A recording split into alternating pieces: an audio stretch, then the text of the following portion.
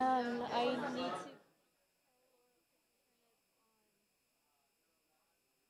I'm gonna Okay. get out of your way. See you talking.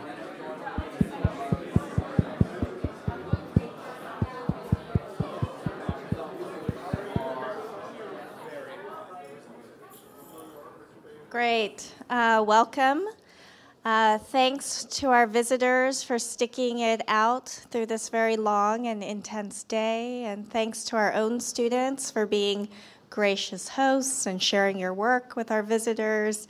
And I'll be brief because I think it's been a long day for everyone, including Nader. So it's a great pleasure to introduce Nader Tehrani, who's making a guest appearance here at MIT while on sabbatical. You've heard his name mentioned probably several times throughout the day. He is a professor of architecture here at MIT, and he was the head of the department from 2010 to very recently 2014. Nader is principal of both Office Da and NADA, and both are international award-winning practices and recently ranked #1 2 years in a row by Architect magazine for US top design firms. He's the recipient of the American Academy of Arts and Letters, the Cooper Hewitt National Design Award, the United States Artists Award in Architecture and Design, and I believe he's received the most progressive architecture awards of any architect to date. Now, while Nader was running the School of Architecture here at MIT, he was simultaneously designing 3 other architecture schools around the world, in Georgia, at Georgia Tech, at Melbourne University, and the University of Toronto. So clearly he has an expertise in schools of architecture, both in terms of pedagogy and typology. As both a practitioner and a pedagogue, Nader stresses a kind of rigor and specification in the design process that's really unique in the field. Within his work, you can read a certain care and seriousness in the decision-making process, and that every move of every project is carefully considered in its specific program, site, and context. Taking pleasure in the challenges of practice, each of his projects creates a kind of conversation with material and form and a deep relationship to fabrication and construction. And while celebrated as a leading figure in practice outside these walls, within these walls, he's celebrated actually as a pedagogue, urging for architectural education to be more rigorous and to understand the complexities of the discipline. At MIT, he continues to contribute greatly to the program, not only as a talented architect, but a talented interlocutor, asking tough and constructive questions. Today, we reverse these roles, and I will let you ask him the tough and constructive questions at the end. With that, I pass it on to Nader. Thank you.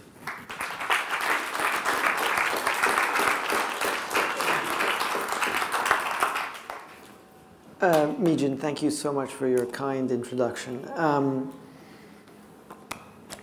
It's great to be standing here, especially for open house, and I think that it deserves. This seems to be ringing a little bit. Maybe you can turn it down just a touch. It deserves yet another introduction, which has to do with the advent of pedagogy, because we came into the academy at a moment in time where discussions of history and the presence of history within the Architectural Academy were quite present in the context of postmodernism. And while that was a huge challenge to the orthodoxies of modernism, it also unearthed a whole new vocabulary, a whole lexicon of possible typological, spatial, and linguistic strategies to architects. And yet, somehow, that never translated into construction. The buildings of that period remained somehow potent in their argument, but not in their materiality. A challenge to that came in the form of theory, because the advent of theory as we know it today was very much a kind of construct that came, let's say, from the 80s, and with the reinterpretations of literary theory, of structuralism, of deconstruction, all of that came to challenge the institution of architecture as an edifice, as a kind of intellectual edifice. But again, that never theorized building.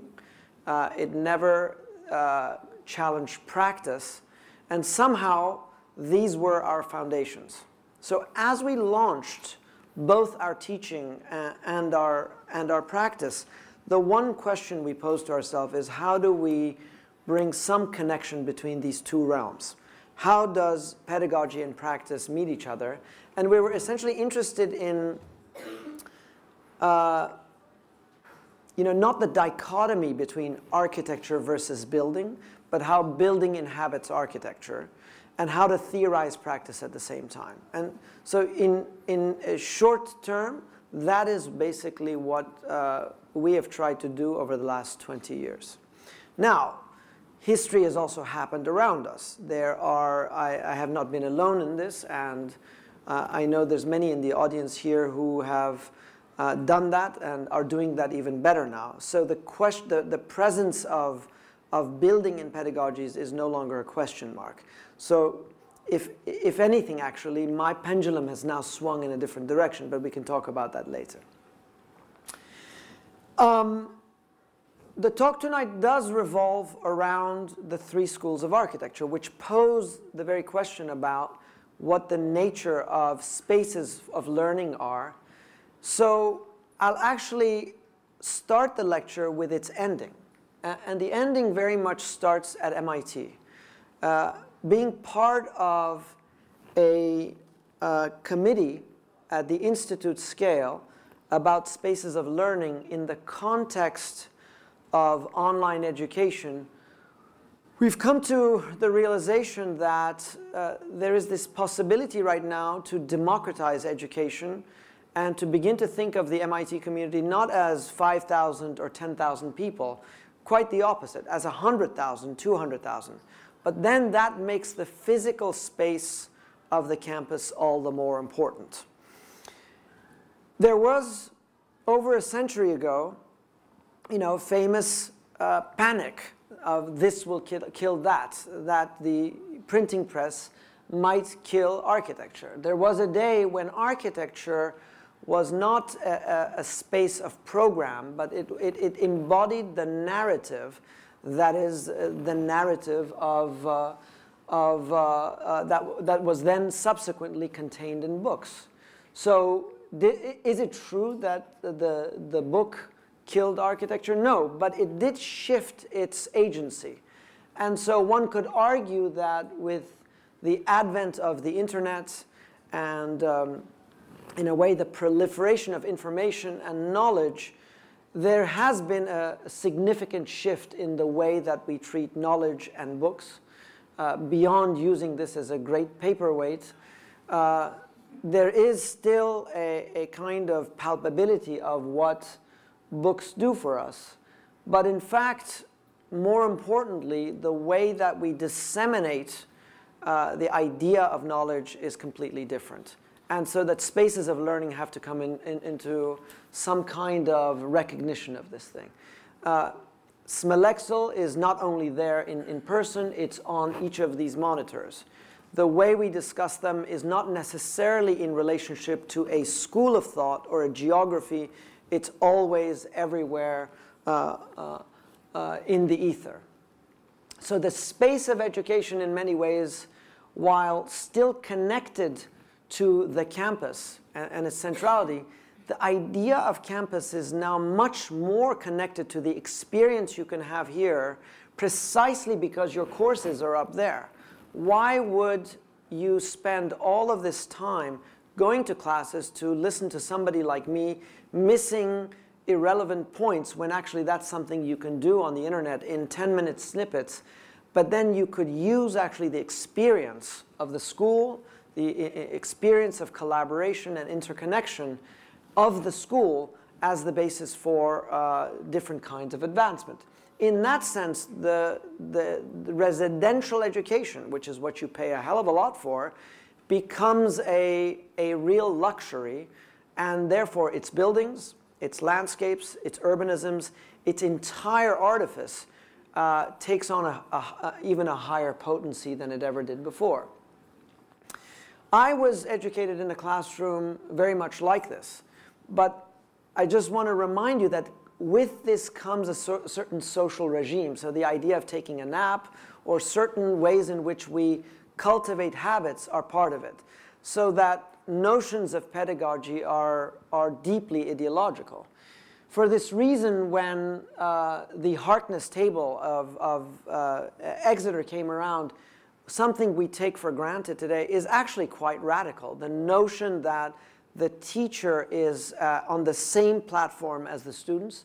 The idea that in the context of the round, this is an older image and a newer image up there, the idea that the students become teachers, and in effect, the discursive practice of debating and challenging each other are really the place of education. We also take for granted the idea that, you know, we come to school, we go through our 4 years of education, we get a degree, and then we go out there into the world and we practice, or we, you know, go to grad school after that. That is associated with the notion of bundling, something that is absolutely arbitrary. Why would our 4 years be bundled like this?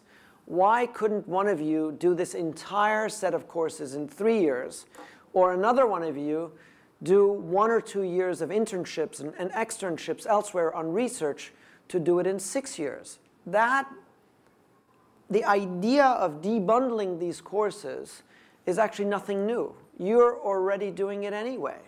The way that you stream your series, your music, the way you drive your cars and your bicycles, everything is a kind of shared property. And in many ways, one could say that education simply has to catch up with this phenomena. When I was young, I used to have to wait to 8 o'clock at night on Thursday nights to watch The $6 Million Man. But that is no longer the case. We can actually do anything we want at any given time of the day. So the idea of debundling then becomes a huge opportunity in enabling the transportation of the classroom to your toilets and to your living rooms and so forth. Again, liberating the campus to be something quite extraordinary, not only as a way of collaborating internally, but across time zones, which is something we do on a professional basis quite often. The academy is not caught up with that either, but in a way it's something that is around us. But it makes the notion of the campus also quite transformative. Maybe this is debatable, but with all the architecture that you see here across the campus on Stata, and with all of the studies that were done in the pods of education above, I am told that the majority of that stays relatively dormant and empty, because everybody's down here on the street, which becomes the space of informality and the space where real education happens. If we trust MIT for what it really is, some of the best things that have happened are through coincidence and collaboration. And so we must revisit the notion of how these kinds of spaces, or those kinds of the different scales of learning may happen. Now, along with this, I've learned all sorts of new words and things like MOOCs and TEALs and Fab Labs and academic villages, and they all actually have very distinct associations.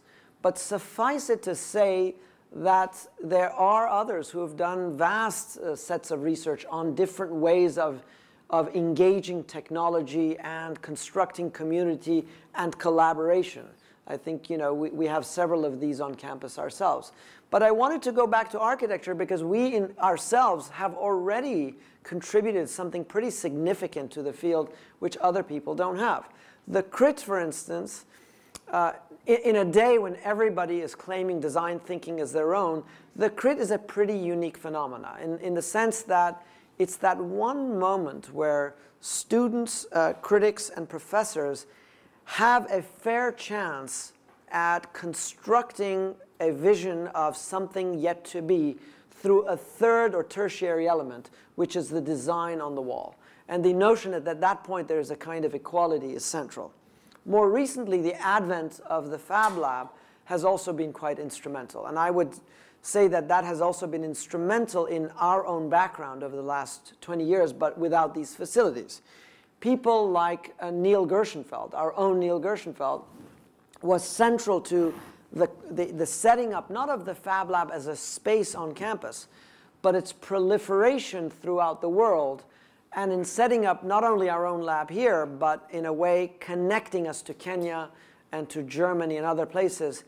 And by doing so, begin to think of architecture or making and building, as an integrative process, but something that may challenge industry from the bottom up. And that the idea of architects becoming empowered through owning the means and methods remains a huge and seductive idea for me till today. Now, whether I look at MIT or I look at the new Harvard Yard, all of this suggests that the agency of space and facilities takes on a new kind of potency because it is the lure for students to come here. It is the place of interaction. And in great part, all of these three schools are taking advantage of this new phenomena. Now, the truth is actually that Georgia Tech came first, then Melbourne, and then Toronto, which I think I'm presenting to you in that sequence. And in fact, none of these issues were relevant to them. They were in the air, but I would say one has to credit MIT for conceptualizing and, if you like, theorizing the opportunities of online education in relationship to the physicality of space. Obviously, in designing three schools of architecture, we had our favorites and we were looking at different models. Sao Paulo, built in the 60s, has this amazing space in the center. This is during the student demonstrations in 1978. And aside from the morphological and the material aspects of that being quite extraordinary, it's the notion of creating a public space, though internal to the school, becomes a place of manifestation. That, to me, was fantastic. The GSD right down the street was where I was educated for my graduate studies, but has this extraordinary single room under which everybody is sharing ideas deep into the night. One of the seductive things about this is that it is a factory for thinking, a factory for production. And I like the idea that the studio-based program is essentially a kind of factory of sharing. REM's building essentially happens in the day of the internet, but in fact, its luxury is that it gives what is most expensive to our education, which is space, the space of your own individual desk. And yet, it's a great building somehow because though it's an addition to two existing and respectable buildings, it somehow outdoes them both in its connection. When do you know a kind of parasite to become the host of two other buildings? And then behind this all is my own fortunate or unfortunate yearning for a total work of architecture, when architecture can actually control, specify, and bring the relationship of parts and wholes together. Here's a building with a clear idea. The idea that the core of the building has all of its major programs, the lecturing, the library scholarship, the gallery, the exposition of what the students do, and the crit, the space of debate, all of it around the studios and administrative spaces with a kind of indirect light that kind of seeps into the building. It's a complete machine. I'm sure you can't add on to that building, and the addition they made is a total disaster. But the idea of the building as an integral artifact is pretty extraordinary. In that context, we were asked to look at the Hinman building on the Georgia Tech campus. And part of that meant to either add on to or add into the existing building. And we looked at various strategies of how buildings are expanded, pitting two extremes against each other. Scarpa has a very clear strategy. He looks at Castelvecchio and he in a way restores the existing, but he also intervenes in it. But the intervention never touches the edges. And by objectifying the relationship between the old and the new, a clarity of history is then articulated. I also like Venturi Scott Brown's addition to the Tate, where precisely the opposite, the blurring of the existing and the new, in a way makes them somehow part of the crime of architecture, the idea that they're, in a way, purposefully extending that logic. And this building, in many ways, does that too. It robs from Heffernan in order to do what it does, but in a way mediating between these two strategies. Georgia Tech, being what it is really composed of 3 buildings, with this as the 4th building, with the library in one, the shop in the other, the auditorium in the third, and then this space becoming a high bay structure, this extraordinary 40, 50-foot space that in fact acts as a bridge between the main quad and a working court that's in the background. So the building, while covered, is in fact a window through, a passage through, a kind of urban room that contributes back to the overall courts of the campus. I've already spoken about studio life, but to those of us who are not architects, it's not always evident, but studio is everything. And given the dichotomies that are constructed between studios and supporting courses, I don't want to get into that politics. In my mind, the idea of the studio as a kind of synthesis of the critical thinking that comes from history and theory in relationship to the richness that injects architecture through building technologies and more is what happens in the interstices of the studio space. Physically speaking, of course, it is enriched also by the necessity for research through libraries and labs, through technical support spaces of printers and shops, and of course events such as we're having tonight of exhibits and lectures, and the whatever, which is not what we give to you, but it's what you give to each other late at night. In RISD, that used to happen in the Bunny Lounge, but anyway. The politics of real estate is also a central element within this discussion. Let's not beat around the bush. The dimension of that desk or its adjoining desk is really what produces the costs of architecture schools. There was a day that the GSD was not 800 people, it was less than 400 people, and everybody had a complete and large U. Slowly, over the years, it grew to 600, and everybody had an L. And now everybody must have a very skinny little desk. But the idea that you're working on your computer gives less validity to the physicality of drawing now. And though models remain a very important thing, the storage of paper it doesn't have the same function as it had before. So we're entering into a moment where we need to reevaluate also the space of work. Also, there's the idea of the hot desk that will become quite relevant, not in Georgia Tech, but in the later buildings. In the context of Georgia Tech, what we inherited was this amazing space, and all we had to do was to ruin it. And in fact, given the programs that we were initially given, I think that would have happened. But the high bay essentially for us was a fantastic space.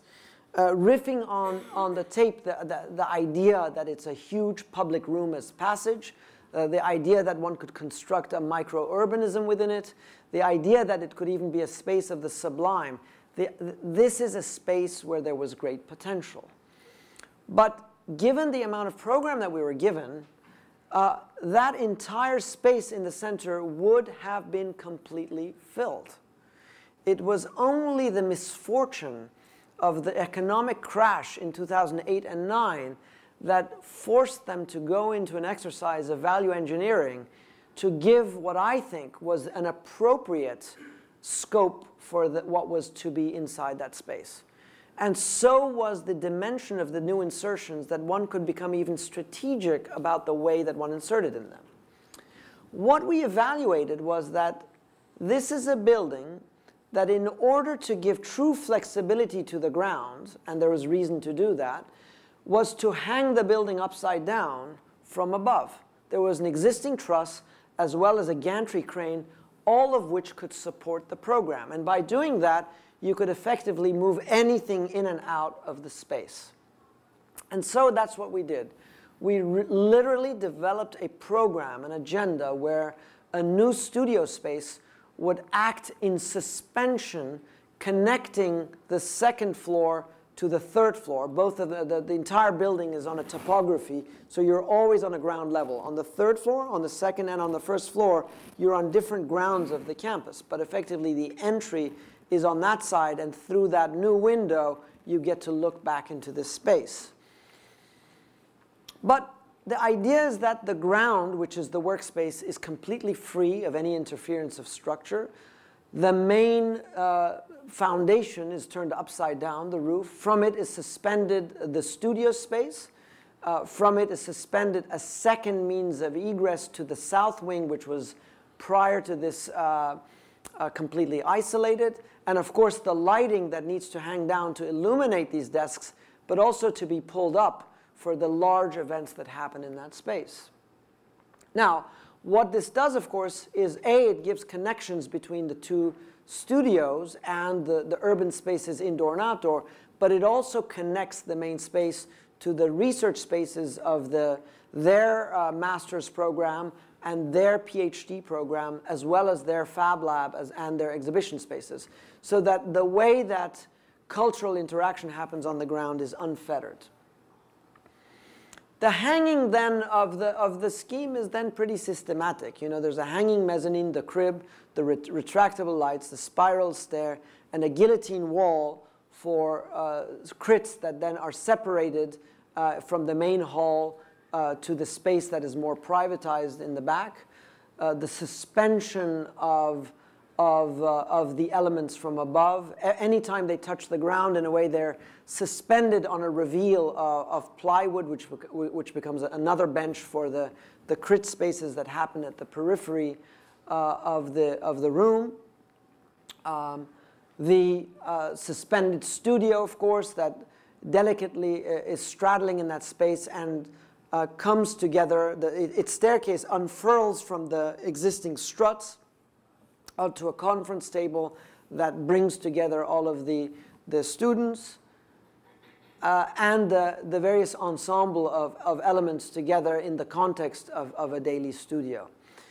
The crafting of this also is very important for me because we were able somehow to maintain the spirit, the roughness, and the language of the existing architecture. In other words, there were 4 scopes of work. There was, wood, there was steel, there was brick, and there was concrete on the outside. And all of our elements, in a way, were off-the-shelf elements that were then sutured together through the mesh that acts as a kind of safety net so that people are not falling out, but gives a certain transparency when you're perpendicular to it, and yet a kind of presence when you're not. The function of the space is actually quite important to us. And for whatever it's worth, you, as an architect, you always hope or you always dream that what you design is used, but also abused.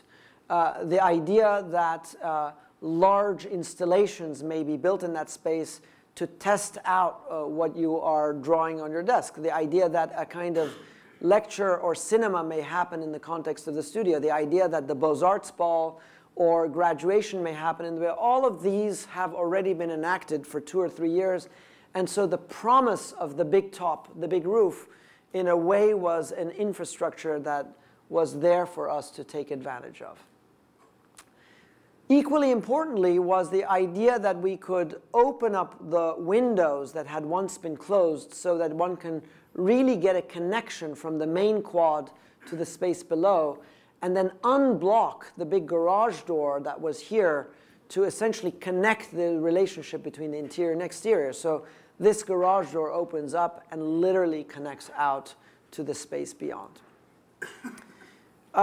Again, this is one of those projects that was done for about $190 a square foot. It's very, very low, and was done during the economic crunch. The budget was, reduced from $15 million to $11 million.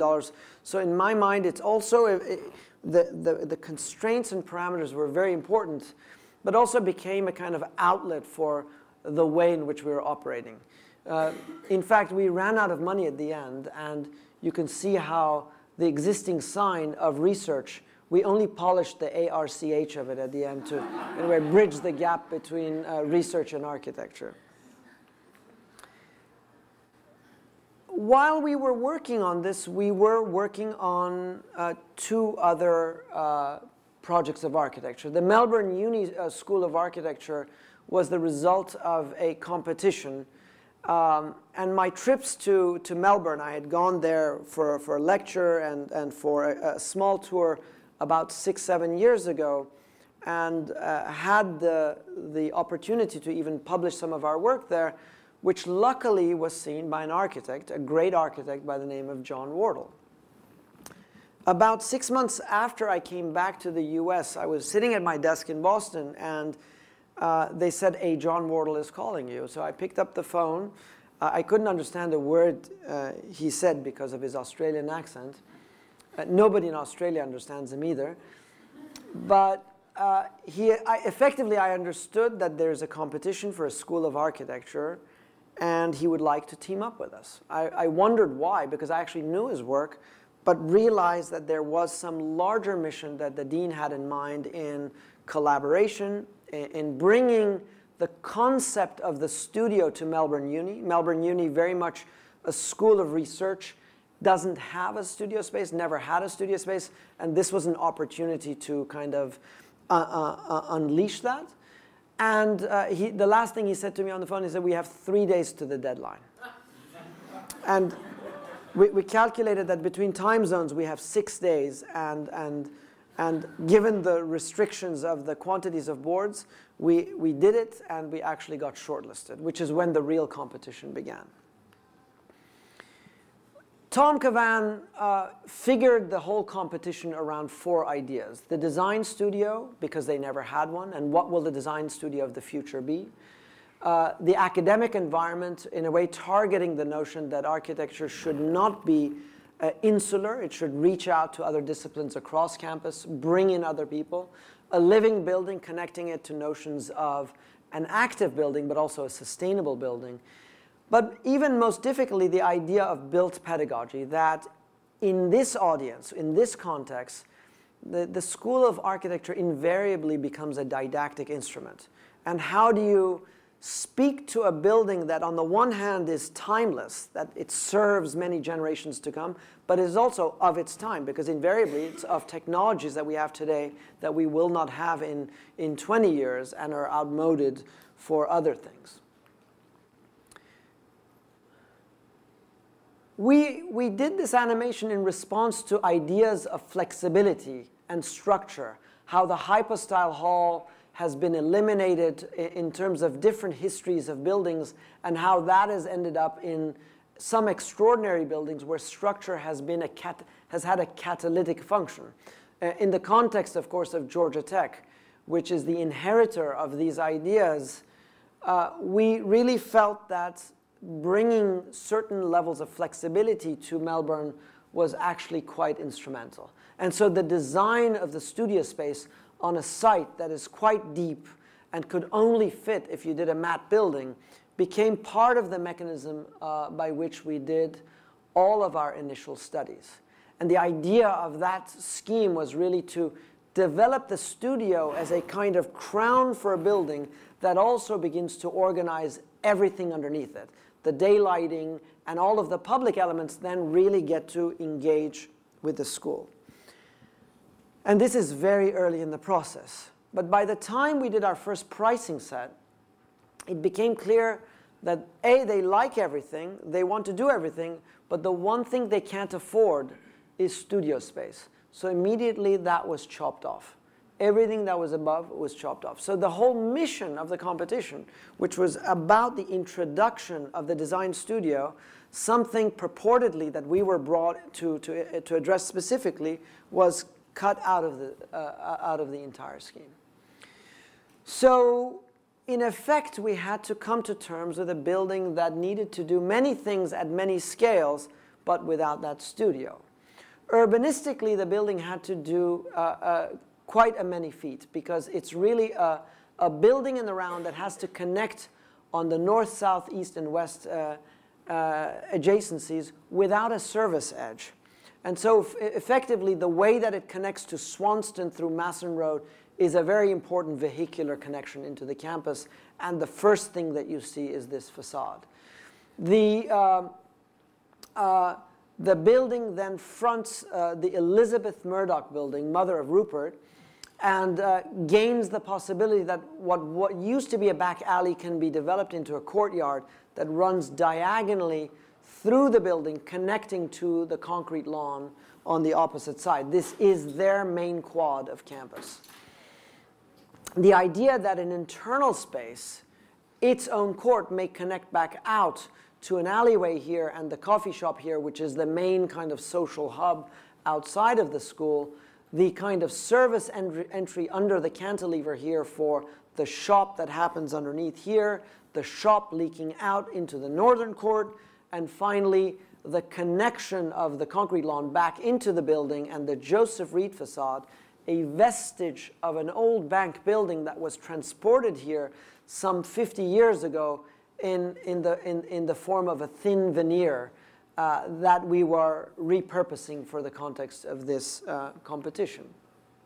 So all in all, we're looking at a campus of neo-Georgian courtyards which have quite a beautiful character, and yet because of the depth and the dimension of that building, only if we were to insert yet another court in there could we begin to imagine the circulation of light and air into an otherwise very deep and dense building.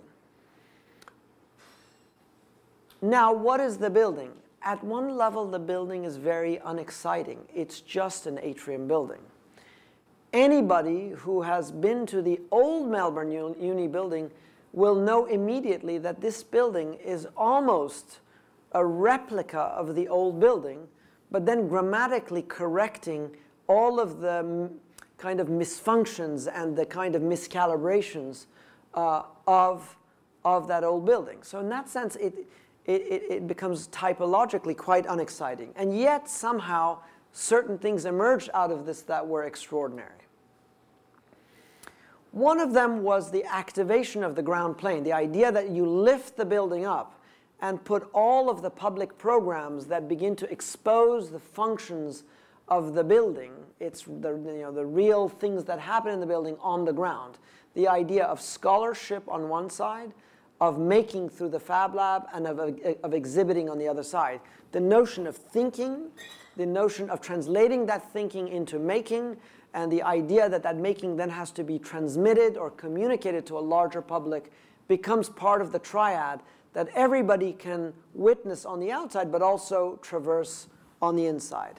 And this produces a piano nobile that becomes the new ground for the School of Architecture. And that ground is then manipulated to frame, to figure a series of courts and spaces, which is a ground that's inconsistent with what is otherwise a benign building that is in its center.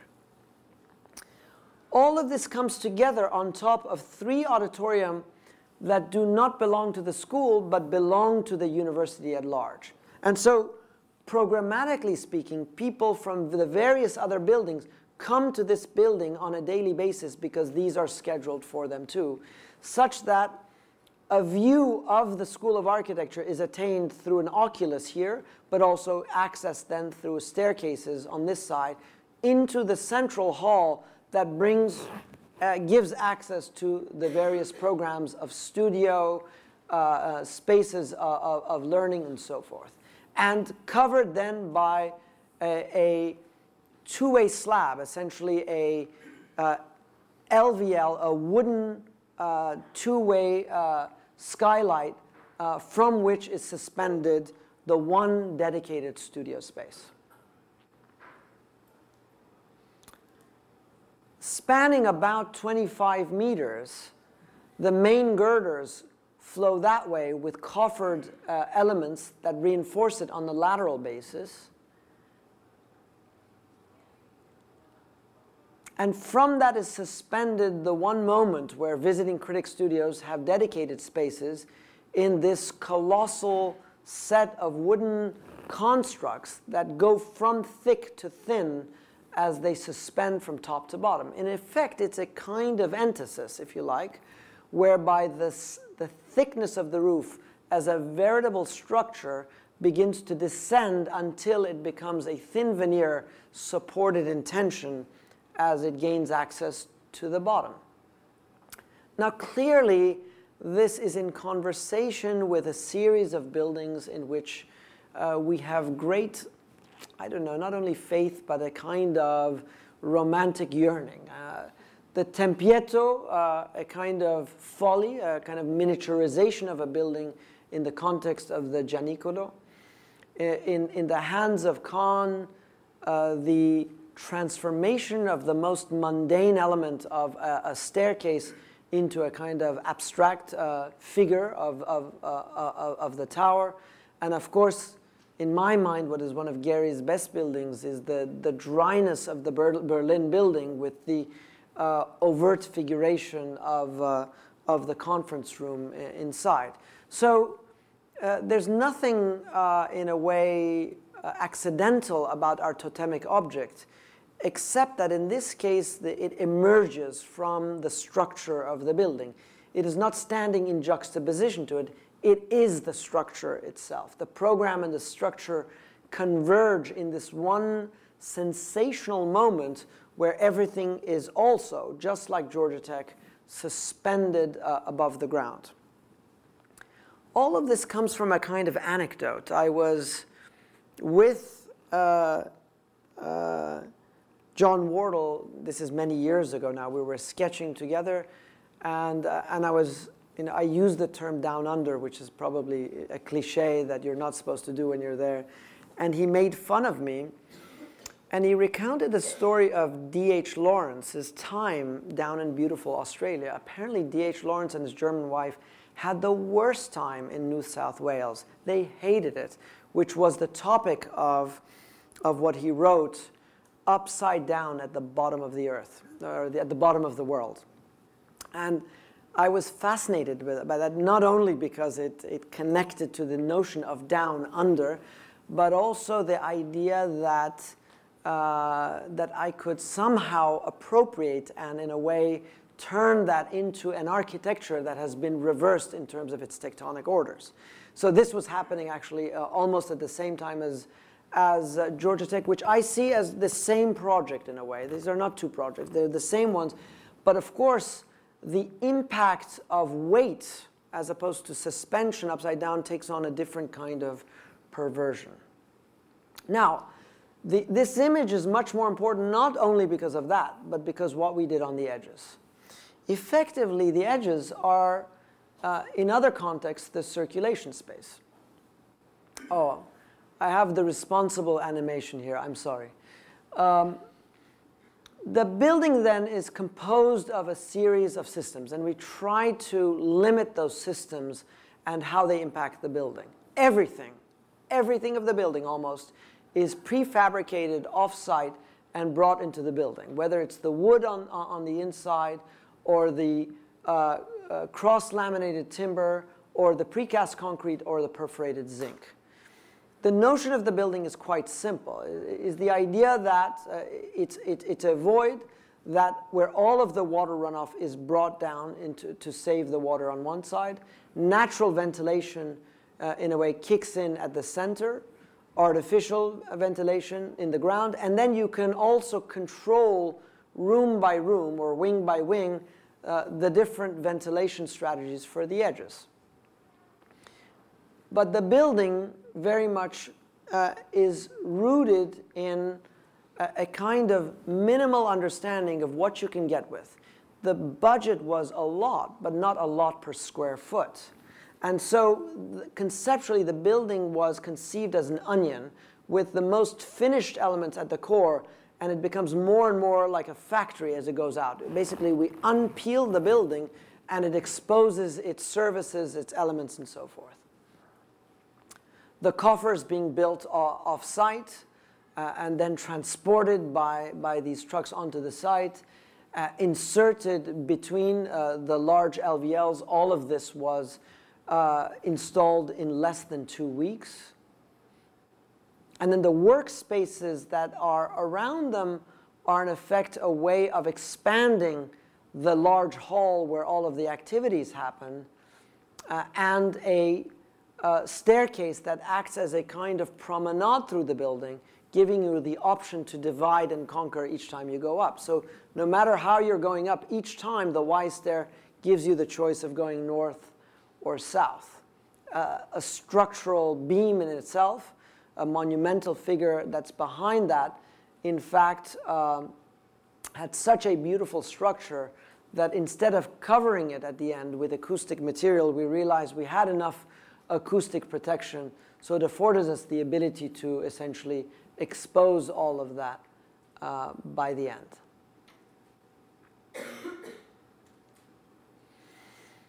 Now, what remains to be seen coming next year, this is just opened, but it's the end of the semester, so we have no idea whether this building will work or not, is the notion of the net to gross relationship of what happens in a building here. We have this problem at MIT. We have the corridors that become the everything of the school. This is what I used to complain about this school every single day when I was here in the first year. But then I realized that the animation and the amazing thing about this school is that everything spills out into these corridors, and that's where you meet everybody, and that's where you learn from everybody.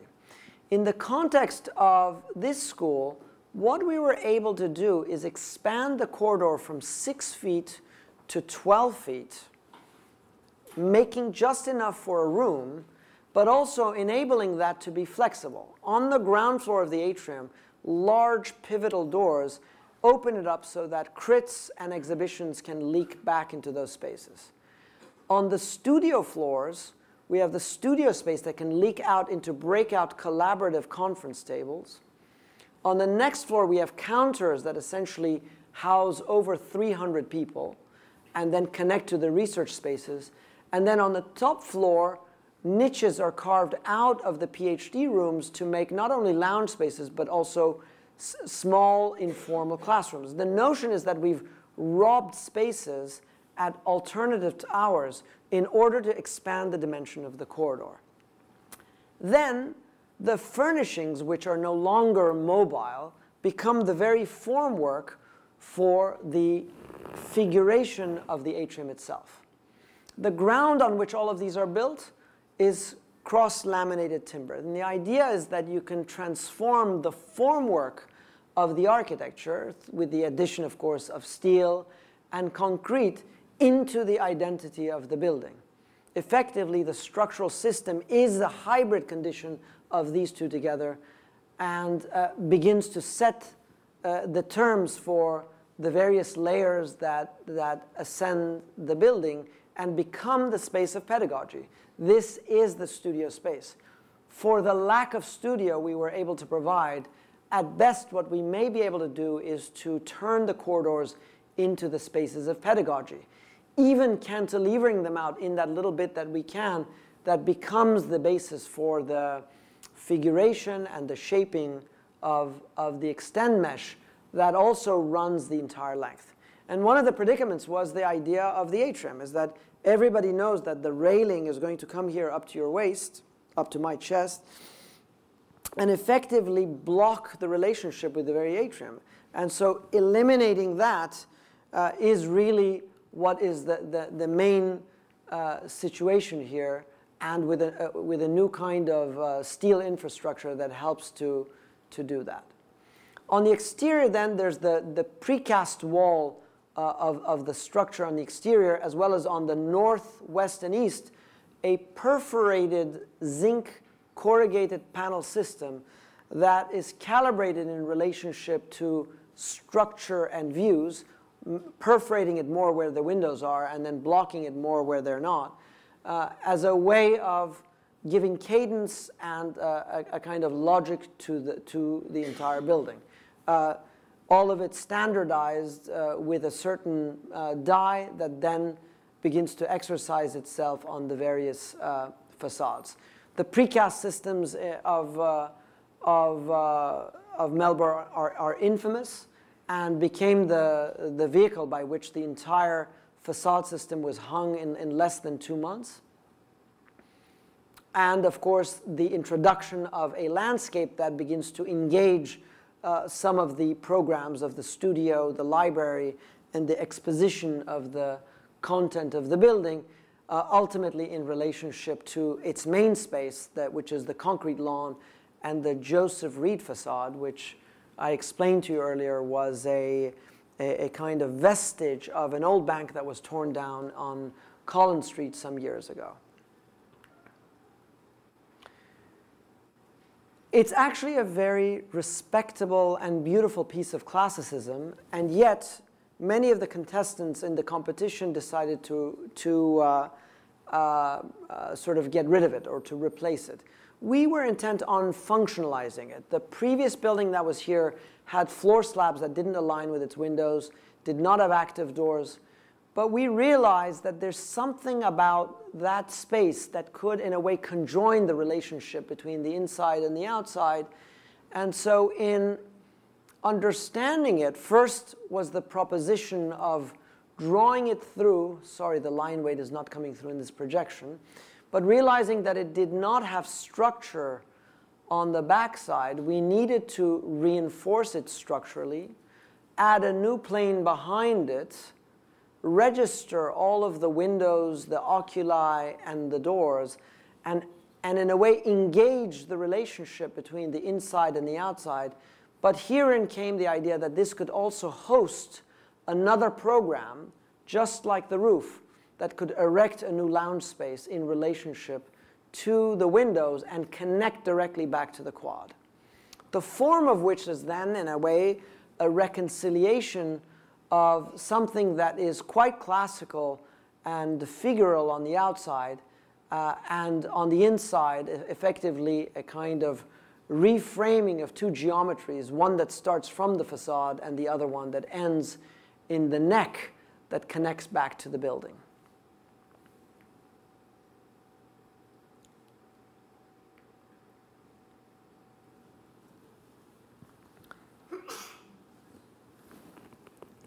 Concurrent with this, all of these projects are happening in the worst economic moment, and all of them were somehow on hold at different times, but all of them sort of are coming through. Melbourne just got completed, and the Toronto School of Architecture had a competition for a site right down here, which was then, we won the competition, but it turned out that though adding on to it was an economic strategy, it turned out not to be the best idea for the School of Architecture, which was subsequently projected for Spadina Circle.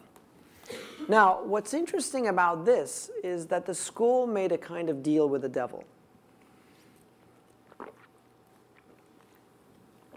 In order to be able to afford dedicated studio space for its existing studios in the graduate program, and to add on to the Knox College up here to the north, what they needed to do is to expand the undergraduate program from something that was, I don't know, 50 or 70 students to about 350 students, and give them undedicated hot desks. And by doing this, that ends up paying for the building. Now, we can debate together whether that's a good idea or not, but effectively, from the perspective of the city and the regeneration of urbanism on Spadina Circle, arguably still a great idea to bring a new building onto that site. The Knox College has seen many generations of programs come in there, and yet it's also seen many generations of riffraff, of other buildings that have expanded to the north, all of which would need to be taken down in order to reconstruct the integrity of the existing building. And in many ways, we did respect that, and part of that is under restoration right now. But after many studies that we did in how to expand a structure up to the north, and even engage in the radius of Spadina Circle meeting its edges, we realized that given the budgets, given the circumstances, the most compact building is the only way to go. And part of that entailed a kind of cutting back into those pavilions and effectively completing the building, as if to suggest that that court was always there to be completed. By doing that, well, first we give an identity to the building on the north, something that it historically has never had. It also provides a frame for the infrastructure of the building, the new means of egress, the bathrooms and so forth on the dead and sort of blind corners. It activates a central courtyard in the multifunctional space. That would be our long room, except much, much bigger and longer. And effectively, it frames a possibility that this characteristic space plays its part in the other spaces that connect back down to the lake.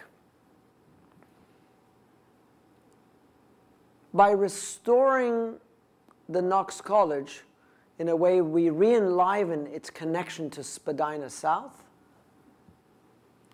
And by suppressing the height of the new addition to the north, it acts as a kind of foundation for the tower that crowns it. And then through additions that will be funded in the future to construct a landscape that mediates between the architecture and the urbanism and landscape of the space around it. So the courtyards that you see and all of that effectively become a mechanism by which spaces of the Fab Lab, the gallery, the research centers get outdoor spaces and engage in the very connection back to the city, with the north effectively becoming the exposition of indirect light into the studio space above. And part of it had to do with the realities of urbanism, the easements that we had to go around, but also recognizing that, brutally speaking, buildings today are designed with compositional and architecturally generative ideas, but in fact, everything is designed according to funding. So once the gallery gets funded, it can be expanded there. Once the Fab Lab is funded, it can be expanded there. So the Fab Lab will be small and then large over there. The Urban Institute will be there, and a research center will be there. All of these, according to setbacks and other constraints that have to do with loading, unloading, and things like that, which effectively are the impure figures that are an extension of the existing logic of the building that is existing there. Now, most importantly, while we give the building its new identity on the north and south, the quotidian and everyday life of the building is running east-west. University of Toronto being on this side, all of the housing and the neighborhoods being on this side, the notion is that we will produce a street that is open 24/7 and really makes public the School of Architecture. The dean wants to put a new cafe here that takes advantage of the southern sun and brings that out onto the southern side. Hence the new terrace that we inserted in the south, where bike storage is underneath and the cistern. But the street, in a way, is what brings students together around the large multi-purpose hall, the fab lab, the photo room, the cafe, the lounge, and all of the various elements that, in a way, bridge the relationship between the public and the private. So again, while the symbolic attributes of the building are about the kind of beacon to the north, the practical aspects of it are always happening on the east-west through smaller cracks and this reveal that is inserted on the east-west axis, as well as, of course, a plaza on the side that faces the University of Toronto axis. Keep your eyes on this reveal as we go forward, because in a way, that was a central part of how we were thinking of building and bringing the functions of the building onto the skin. Effectively, with all of the hydrological elements of the building coming down through and separating the old and the new through that mechanism. The street then houses all of the lockers of all of the students here, while also housing the lounge, connecting to Spadina North across the Fab Lab, connecting up into the studio space and getting borrowed light into the darkest portion of the building and the cafe here, the gallery being on this side. All of this space here is actually only card access. In a way, it's a space. If this is going to be public, then that needs to be closed off to some degree. And so a staircase is introduced within that context that aligns with the east-west that brings you up. In the context of the multi-purpose hall, a huge picture window connecting it up to Spadina North. And the idea of the building then is to draw in that light all the way into this core. This is cut through the staircase, but other spaces such as that also have light coming all the way down and back into this dense space. The building then is conceived of as a series of strata or landscapes that are all manipulated on their own terms to reconstruct the interior. The interior of that space then has all of the social rooms, crit rooms, junior lounges, lounge spaces, all of them looking at what is their lecture hall, but also in a way activates what would otherwise be a black box into an everyday living room.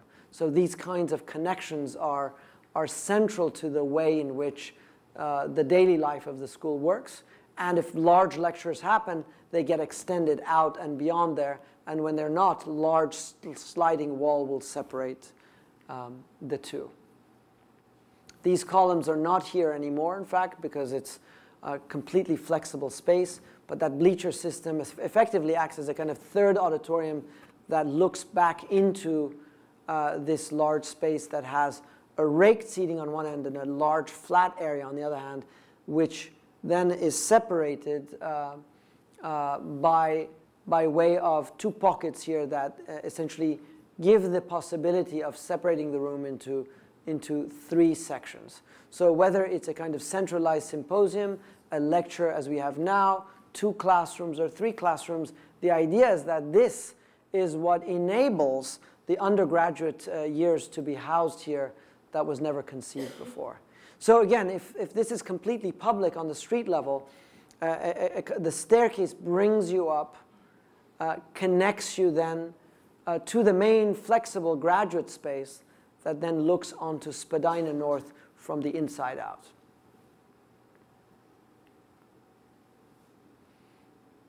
And the connection to the north, as we're developing its various details, it's transforming. A lot of the building, I won't go into the details, has to do with kinetic and movable parts precisely because of the double dipping we have to do for the different functions, pin-up spaces, breakout spaces, and so forth. What brings the building together is a very simple principle. If all of the structure up to this level is a conventional concrete structure with hollow bubble concrete decks, there's no structure on the top studio level. Rooted in a principle of the Firth and Forth Bridge, we use the cores at either side to span essentially into the center where this other oculus is, where that man is sitting, as a way of maintaining the openness of that space. So this space, while rendered as a studio space today in the way that the dean envisions it, is also meant to be unhindered by other panels. But because you can roll out different panels, could be divided into different classrooms and begin to function as different kinds of spaces. The roof is a major portion of how the building is functioning, because it relates in great part to the sustainability of the whole overall thing. But it's also composed of a figure that the contractors deemed either unbuildable or unaffordable. And so this is about now 5 months ago, where we got a call to say we need to value engineer the roof.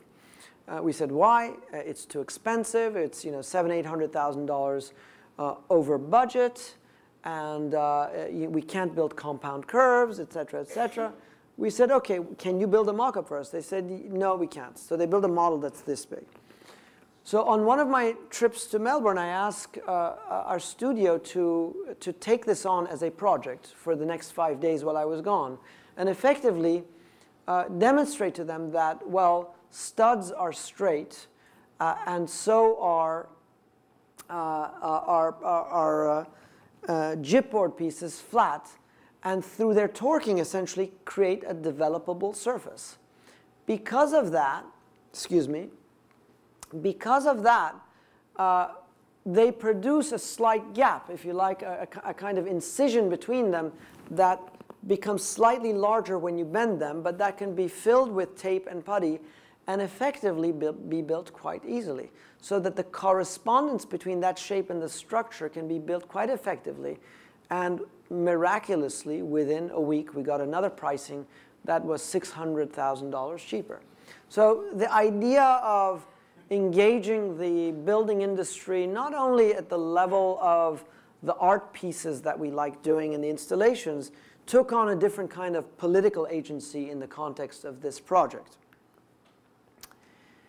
Now, all of this also has to do with the way in which the interiors register on the exterior, as I said, and that has so much to do with a figural impulse to build the skyline, if you like, of the building, and somehow, in a form of abstraction, speak to the old, and yet it has to respond to the way that the building works itself.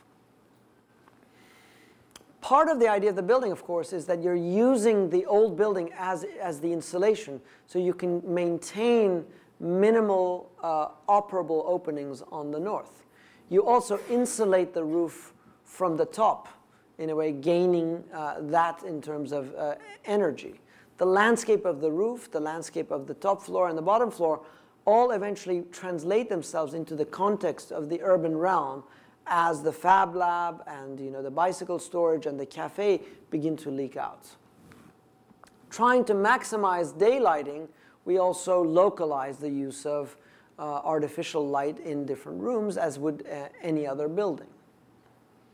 From a transportation point of view, we talked about the pedestrians going through the building and activating Spadina Circle, but really trying to energize the bicycle use as well as the streetcars. And there are no cars that come to the site except for emergency use. At the microsection, of course, the building is also operating to maximize natural air ventilation, which is part of the idea of the skylights. The notion of displacement ventilation to remove pollutants at the top. Again, the indirect daylighting and indirect artificial lighting. And then bringing the storm water harvesting in sync with the logic and the shape of the roof, such that the way that the water is then drained to the edges finds its ultimate route into the reveal that brings it down into these pools and then back into the cistern at the south, which is really what in a way, waters the entire site. So in a way, a building that is trying somehow to connect the idea of structure, daylighting, and and the water in one slot. Now, to bring all of this to closure, I just want to bring some of my own agendas, obviously, to the table, because it would seem that these are 3 projects bound by some programmatic link. And yet, in fact, ideologically, administratively, and urbanistically, they could not be more different. It's purely coincidence that there are 3 schools of architecture. Behind them, though, comes a certain set of biases, if you like, a certain set of initiatives that we bring to it. One, the notion that the building, that architecture is poignant and powerful because of its connection to the city. Whether you are predisposed to the figuration of classicism or the more recent diagrams, the idea that organization and its connection to the city is one of its most potent tools is of absolute importance to us. One of our own contributions, at least to our local history, is the idea that building materials are not just there, but they become instruments of tectonic transformation and become legible and in some way transformational in the thinking through of buildings. And in fact, whether you're looking at our buildings or older buildings, the way that buildings look, the way they operate, has a lot to do with their constructive means. The Weston House, for instance, is a very, very early project where this question of material agency was central to its thesis. Picking up a piece of corrugated cardboard, I realized that the idea of structural stability on one axis, but flexibility on the other, could become a huge architectural opportunity to delaminate a skin, to spatialize a skin, as a mechanism to create an awning that connects an existing living room to the garden below, an access that was never had before. And in that, in a way, point to the power not only of materiality, but the agency of drawing in architecture. And I would maintain that drawing in architecture is not a pictorial act. It is already a constructive act.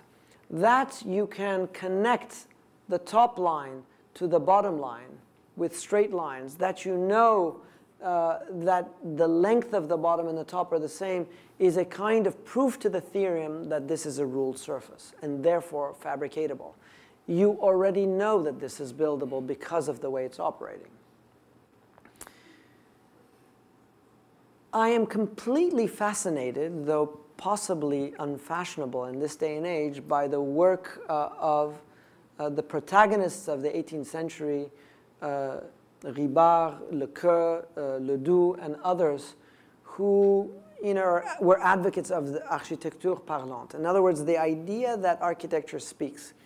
And though I would never want to reduce it to the problem of iconography, because that is essentially so much what architecture has become today in a day of specialization where all labor forces have been pushed to the side and architects do lobbies and facades. I would also point to this drawing as a kind of extraordinary drawing, not because it's an elephant, but because of the agency of structure that is implied in it, because of the way in which the performance of water comes out of the snout. In other words, all of the latent potentials of architecture are becoming spatialized and opportunistically mined out of that figure. The connection that performance and form come together in much more of a direct way, even when in friction. And here you can see the sources and, of course, the disasters that happen as a result of them today. And so, too, this is an old project also. All of these are old. But the idea that material agency can be translated into the other disciplines. In this case, structural agency. The idea that through the invention of a new bonding system that is not a running bond, nor a Flemish bond, but an expandable bond, one may be able to introduce into a folded brick wall the possibility of light and air. In other words, the environmental systems of a building or its courtyard may come into coincidence to expand the definition of architecture. Not what it looks like, but in fact, how it behaves. And certainly, we're not indifferent to the way it looks. So there are ethics that go into the actual construction of the piece. But if it would seem that I'm not interested in the semantics of it, quite the opposite. Obviously, we are part of a generation that is very much aware that different audiences have different abilities to engage architecture, and you cannot somehow suppress the semantic bias of others. And so, riffing on, the agency of the post structures, the idea that the architecture is not a vessel that delivers meaning, quite the opposite. It's a vessel that unleashes many possible meanings and interpretations. And of course, the role of type has a lot to do with this and the way in which different iterations come to terms with it. And finally, if it's not clear that the role of structure, in a very strange way, it's the one exam I have not ever passed in a school of architecture, nor outside of a school of architecture, has become one of my most important preoccupations. All of these schools of architecture use structure as a kind of catalytic element to transform the types to which they correspond. And this is a building that elicited that response in me before I saw it. When I saw that, I was absolutely fascinated with what this is doing structurally. And of course, we know that he was interested in the figural relationship between that facade and the tree in the front. Once you visit it, you become aware that that is only a facade, and the organization of the buildings, whatever round plans they have on the inside, have absolutely nothing to do with the outside. And so in a way, it retreats into a discourse that is quite familiar about the division of the inside and the outside. When we got shortlisted to do the Issam Faris Institute that is now built by a very famous architect right there, we took that opportunity to complete Ito's project. Because an alumna of the school was on that same shortlist, we were convinced that she would get the job. This, in a way, freed us to do exactly what we wanted to do. And that is to do a building that is not in conversation with the architecture of the campus, but actually with its natural flora. The cedar of the campus, the ficus of the campus, this was a building that was to dissolve within its nature. Effectively, we wanted to bring Ito back into nature. So we knew the answer of the building before we started, but we had to develop a series of elements that would construct it. A column composed of a hexagon can be truncated into a triangle, expanded into a pilotis, rotated into a transfer beam, or made into a very simple wall. That simple geometry has the predisposition of becoming all of that. Once that element, if you like, Anton, archetype, is spatialized, it can become formational into a space at the bottom, into transferring in the middle, and then lightening up at the top, where effectively it takes on the voice of the different branches. But now the question is how that becomes operative in a building that has many functions and circulation and so forth. So riffing on the domino frame, the question is what happens in spaces like this where you have large spans? Well, you have transfer beams. When you have cantilevers in relationship to the trees here, well, what do? You have a backspan. In auditoria, all of that structure becomes in compression and tension, as well as the lightening up of the structure at the top. So in effect, the building, in a way, actualizes the tensions of the program, the circulation, and the structure as a kind of embodiment not only of the skin, but of the inner guts of the building. So with that in mind, in a way, what we've brought to the table all of these years is a kind of agenda, an agenda that recognizes that architecture somehow comes from two ends, among other things. One is the figural, and the idea that architecture is formed, it is shaped, it is received a priori through conventions, and yet even if it's a concrete bowl, that therefore composed of aggregate, the idea of its identity can be effectively erased through its polishing. Maybe our contribution has been more poignant in the context of that bowl right next to it, the nest, where the aggregates of construction are a main vocal element in the construction of the figure. Thank you very much.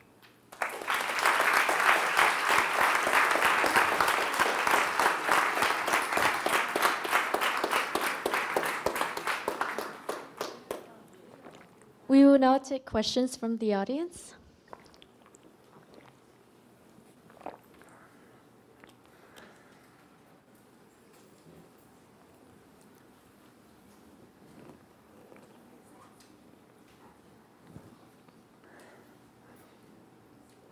Nasser. Thank you, Nader. I actually applaud your valiant beginning when you said that with all of these exercises and theorizing about architecture, the theorizing has failed to take into account architecture itself as a subject of theorization.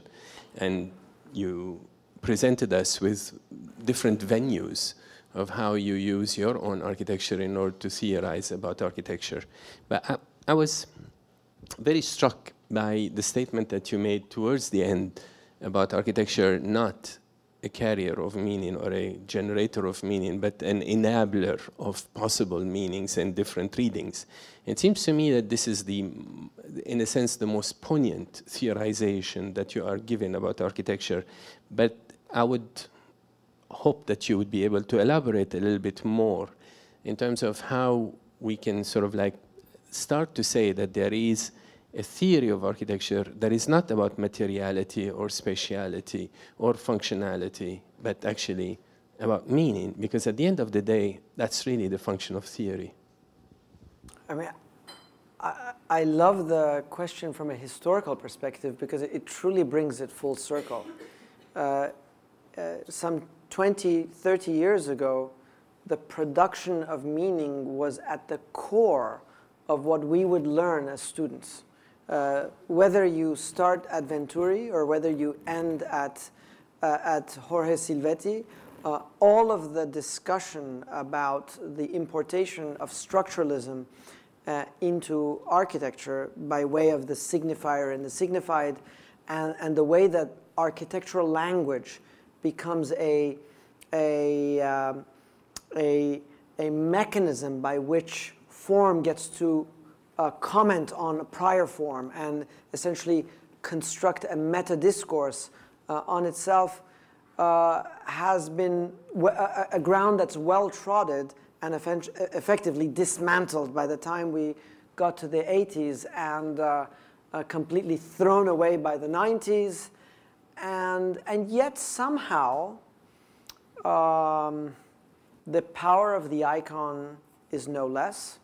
Our ability to understand the ways in which the cool houses or the bigs have adopted meaning as a way of speaking to their audiences, and those audiences sometimes are the client, sometimes are a public, but they're knowing that you're working in another culture and not speaking their language or not understanding their rituals, the understanding the power of the symbol as the carrier of meaning has been well instrumentalized. In the context that we were challenging the production of meaning, naturally it had to do with different theories of not only production but also of reception. The idea that you and I may come to the table with a different horizon of expectations.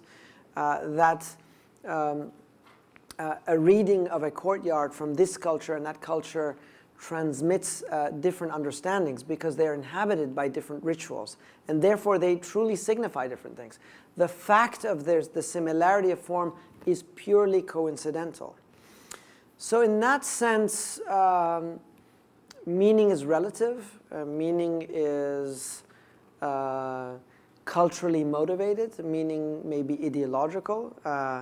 We know many symbols and many architectures that have been built for the purposes of democracy and then instrumentalized to much more ruthless ends, let's say. So we know that meaning can change. So meaning is arbitrary. Or the relationship between the signifier and the signified, if I can follow the structures, is arbitrary. You can cast different meanings on things because they become associated with different things. Nonetheless, as you say, because of the power of the physicality of architecture and its presence in the urban landscape, it is the holder of so much meaning in a way, even when you don't know what that meaning exactly is. And so to the degree that we can relieve ourselves of the innocence and the sanctimonious trust in experience and all those things holy, we have to know that the image of the building is anything but innocent. And so it's not only suspect to interpretation and appropriation, but everything you do is potent. So if finally you design a building that is a circular courtyard but looks too much like a toilet, that's what it's going to be called, which, as you know, is an actual building that exists in Korea. So I simply am bringing the question of meaning back to the table after 20, 30 years on the one hand, but I'm also inserting into it the dilemma of that architecture, given where we are with architecture today, the predisposition of specialization, the disempowerment of the architect as the designer of the facade or the interior decorator or the this and the that, the idea of a Gesamtkunstwerk is very suspect in this day. And I don't mean to try to over-design or totally design a building, but the idea that we may design a total building is a luxury because it's been taken away from us. So to be able to exact or tie a relationship between the interior and the exterior is also overcoming the very forces that, in my mind, are killing architecture as a system rather than as a thing. And so a lot of what I've also tried to imbue this discussion about is that while certain images may be powerful, what also interests me are the systems that are overlaid in them, whether they are environmental, whether they are urbanistic, whether they are material. They come into a kind of confluence or collision, which is, in my mind, the most important thing about giving veracity to the question of meaning.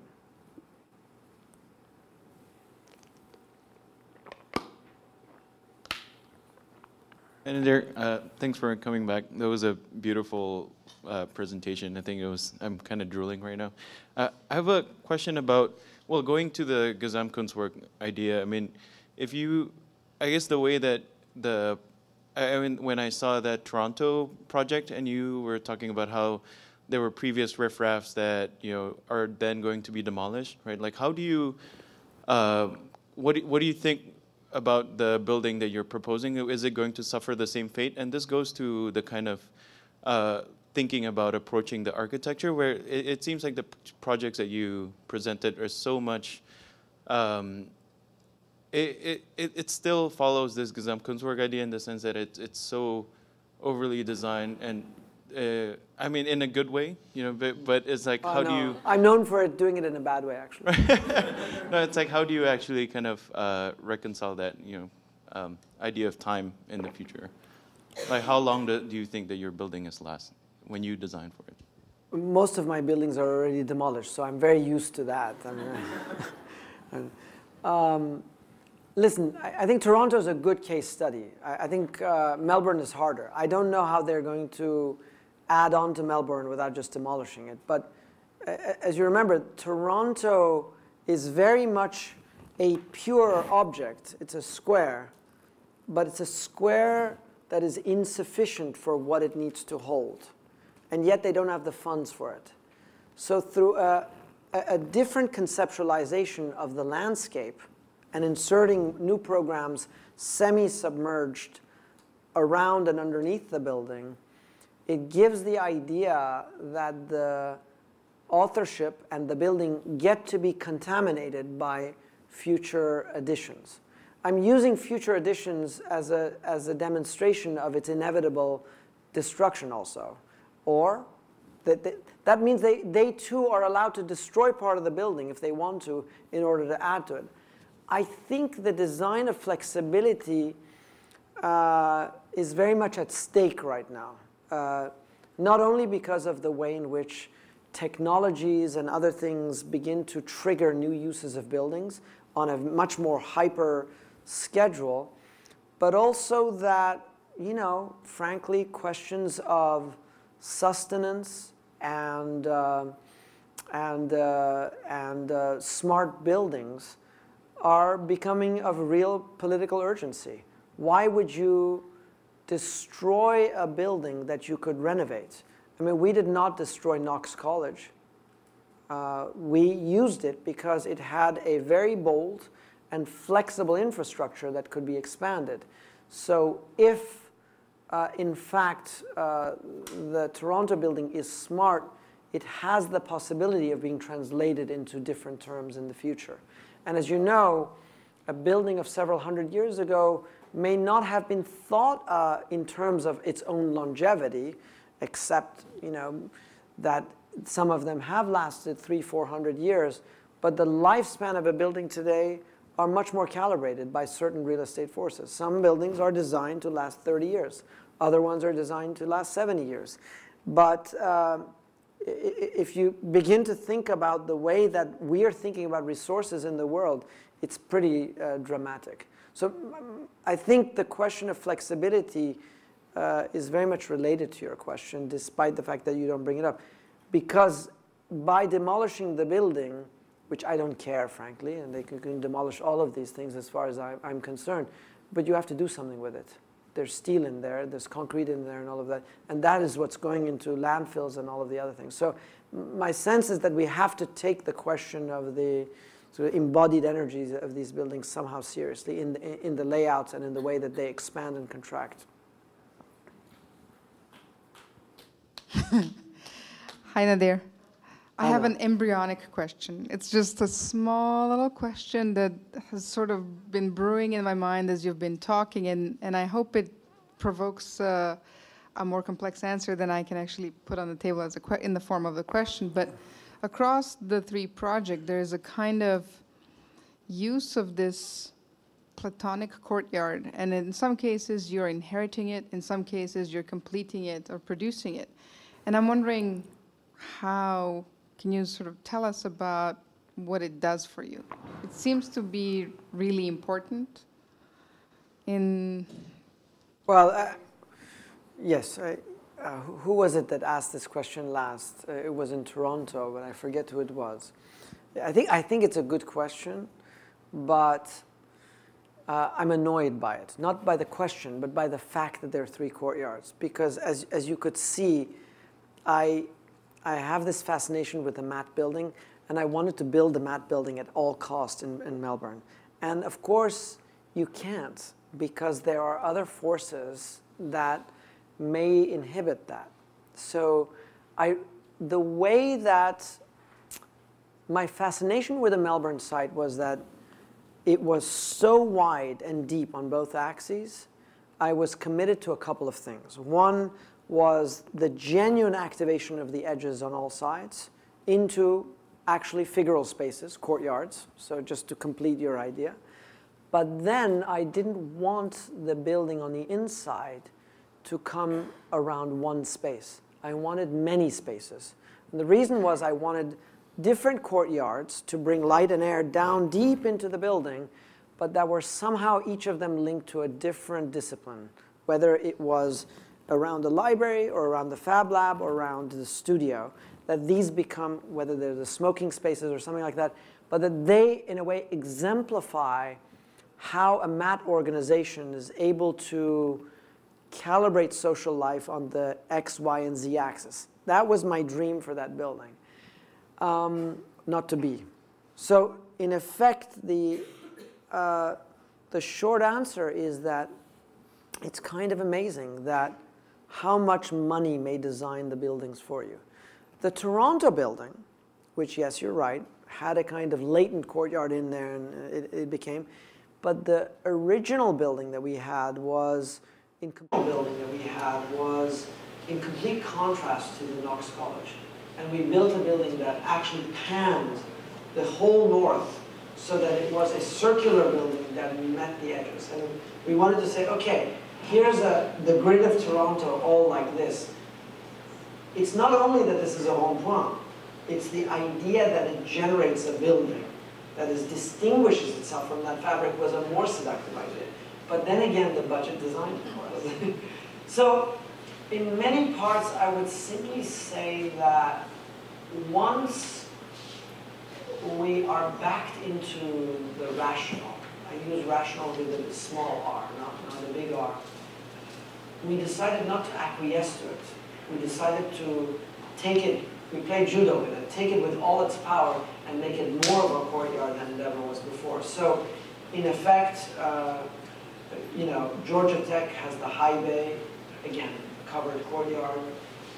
Melbourne, very much an atrium that I hate atria because effectively the cultural association we have with atria is the space of circulation in a mall where nothing happens.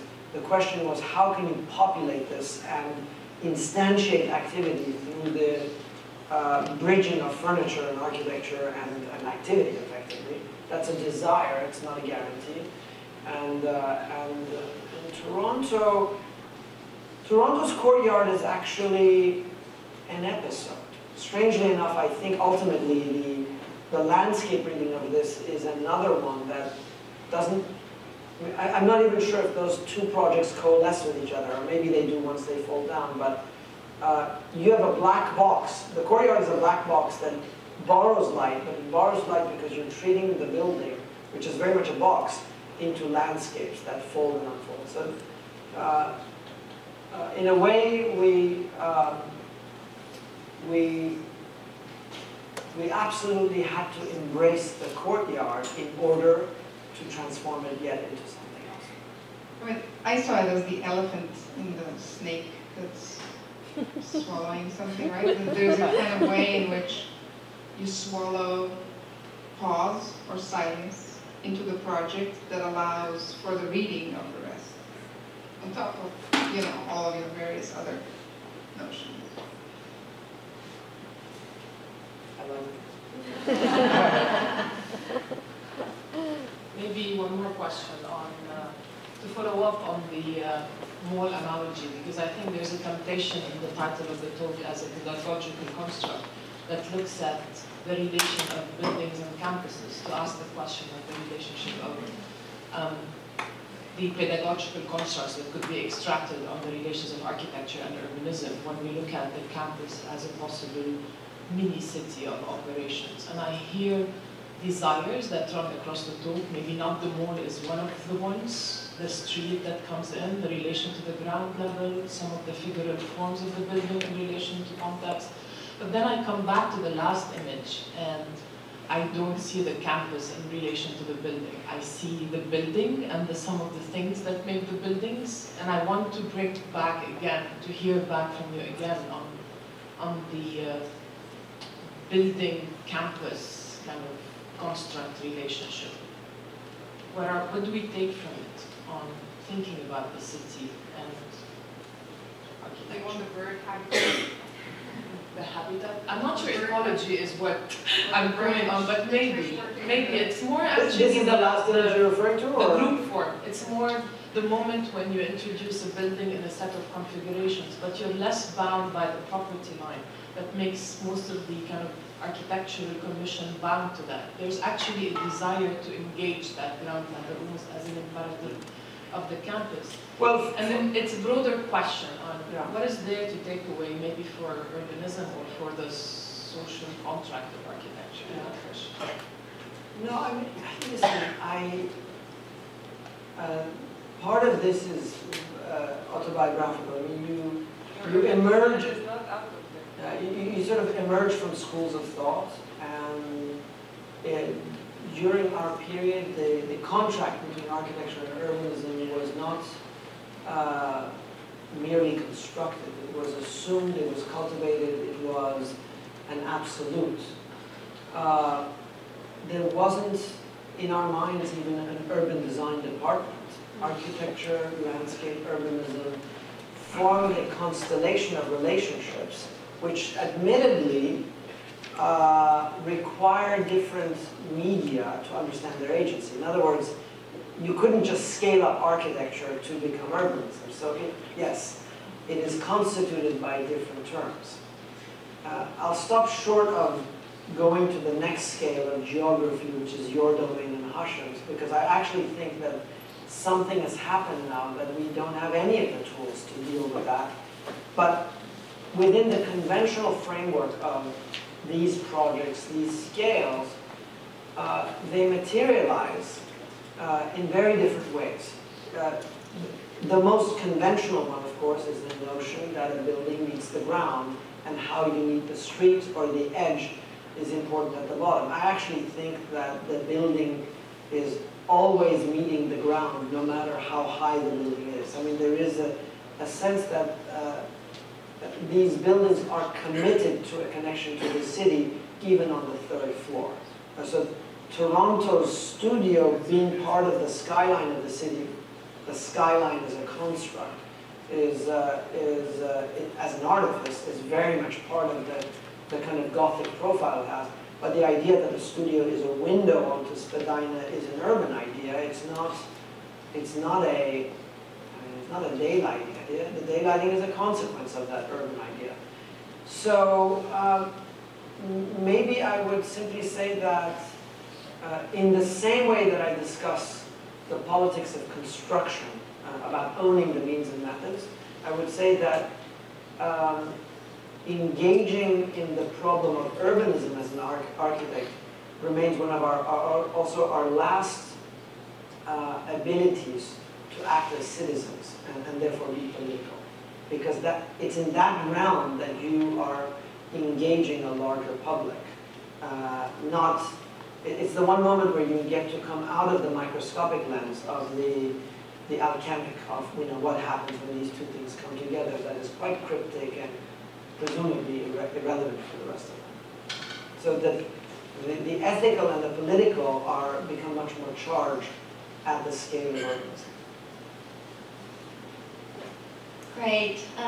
Thank you, everyone. Nader can linger a little longer to take a few questions separately. And thank you again for joining us today for our open house.